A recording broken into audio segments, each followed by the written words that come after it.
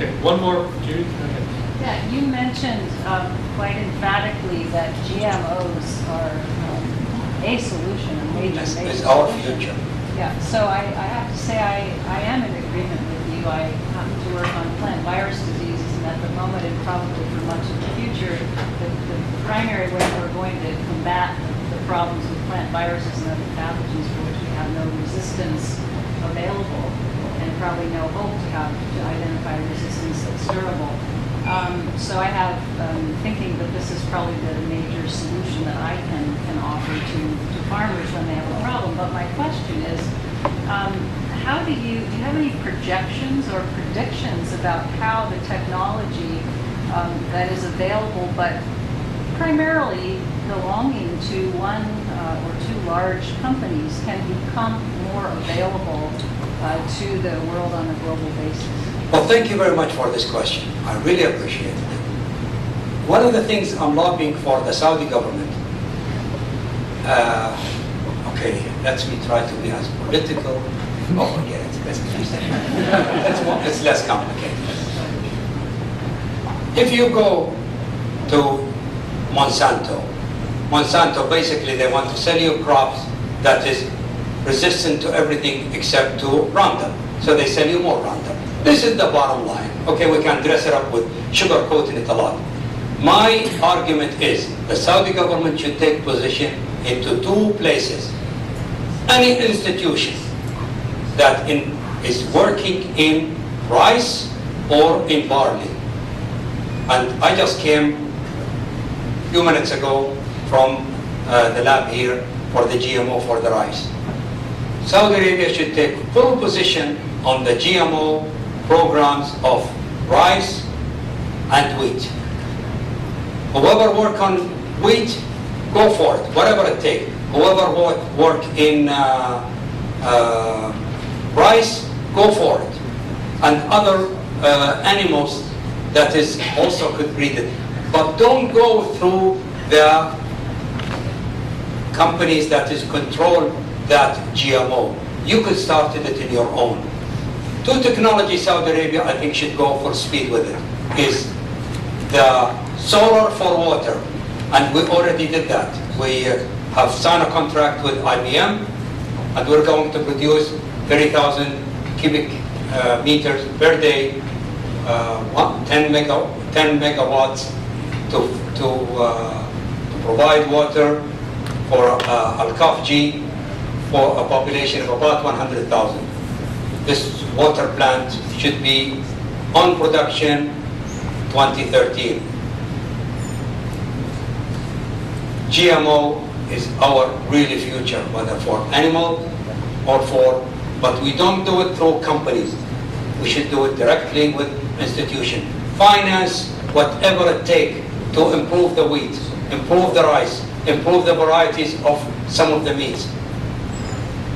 Does that answer the question? Well, I think one of the major impediments that people are experiencing are issues surrounding patents and those kinds of, those aspects that limit the advancement of the technology and moving it into other crops.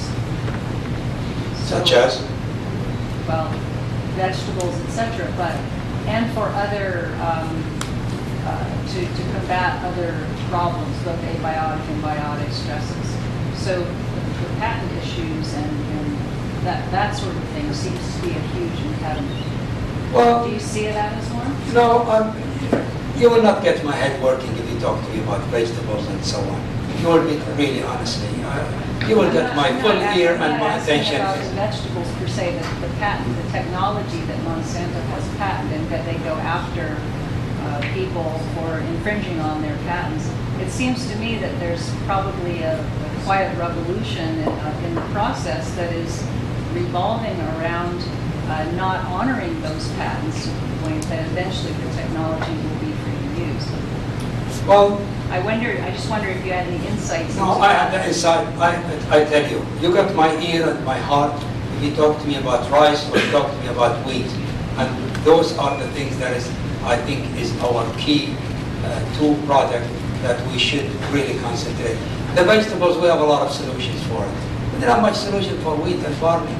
Sorry, not market. So you're saying that the Saudi government maybe should support the development of these GMOs and it would belong to the government and the people and not gone through private companies? Even it doesn't belong to the government. Even if you go to the University of Arizona and you're working on rice. What do you need? Get it on and let it go. You remember we were talking about the GMO of the wheat at the University of Liverpool.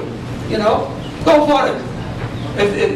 Because those two strategic crops are vegetables. We can do something about it, but we cannot do something about wheat. I mean, wheat. If we have a yellow rust. If we have a yellow rust breakdown in Saudi Arabia, our whole 1 million tons just will be wiped out. The Yokoroho is a fantastic crop, but you got a rust breakdown, we're finished. Just a comment to add to that. I think that the strategy you talk about with governments directly investing in direct strategies for their agriculture, that's exactly what took Brazil into first place as the very first tropical agricultural superpower. They did exactly that, not necessarily with GMOs, but they did exactly that. They invested very strategically in very specific things to help their commodity markets. Yes. I agree. Like Saudi Arabia, what we can do, there is this animal species, it's good for Kenya, or it's good for Sudan. Go try to improve it.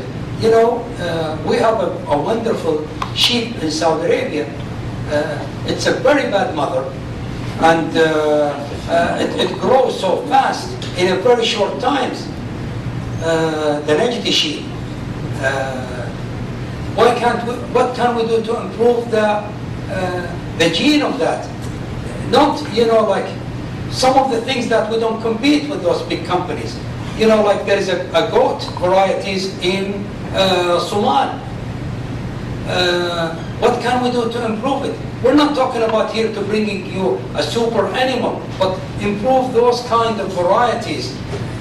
Yes, it's not going to be a major market breaker, but rather than Saudi Arabia goes and pay money to this world leader, 3 months later or 2 years later or 30 years later, he's gone, our money is gone. So rather than you pay for that, you could pay small fractions of it on the varieties of their, and this is exactly what a country did. One of the star of my shoulders in my life is the Malawi.